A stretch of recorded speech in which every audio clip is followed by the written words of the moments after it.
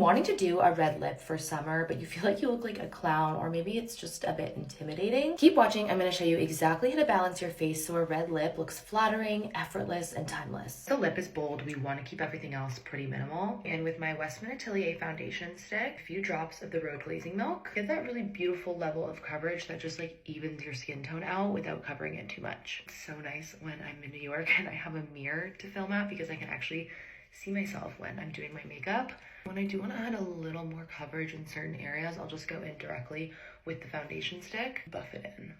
Okay, the only place I'm going to put concealer is the outsides of my eyes and my chin. When it dries down, I'm going to go in with my NARS eye brightener. This is just like a sheer concealer, I guess. We don't want our skin to look like we have full glam on, so not gonna last during the summer. So I like to use something really sheer and hydrating for underneath my eyes. Then a concealer with pretty good coverage, just to highlight, essentially, like brighten certain areas of my face. Contour, because duh. Mario Skin Enhancer or any sort of cream bronzer just to warm up the face and the eyes.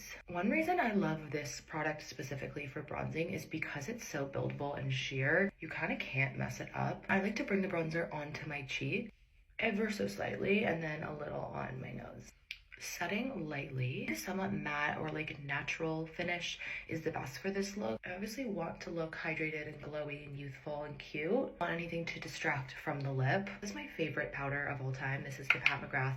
I believe it's baked. It's a baked finishing powder, but I use it first. That's kind of like my backwards setting technique that I always reference. And a dusting of loose powder to just perfect the skin and give it that like filtered effect. You brush your brows up with either clear or tinted brow gel. Just want to make sure they're kind of like fluffed up and manicured. Nothing too harsh. We don't want to distract from the red lip. Some powdered bronzer all over the lid. I like to focus it from the lash line up into my crease. I don't like to bring it all the way up to my brow bone. Don't be afraid to add some to like the side of the bridge of the nose. It helps with structure and giving your face a more symmetrical look, which we all love. Tiniest amount on the lower lash line. This is one of those steps that just adds that extra level of like dimension and also makes your makeup look a little more elevated. And with a brown crayon, this is my favorite. It's from Westman. And I like to define my upper inner corner. While we're here, I'm going to redefine some beauty marks and a few little freckles to give that really like fresh as a daisy skin. You don't have to do this. I just love how it looks. Time for the red lip. First, I'm going to add a little bit of contour with this cool toned brown shade only to my cupid's bow and then the center of my bottom lip. I don't want this to be too harsh, so I'm just smudging it out with my finger as I go. Setting that in place so it does not move.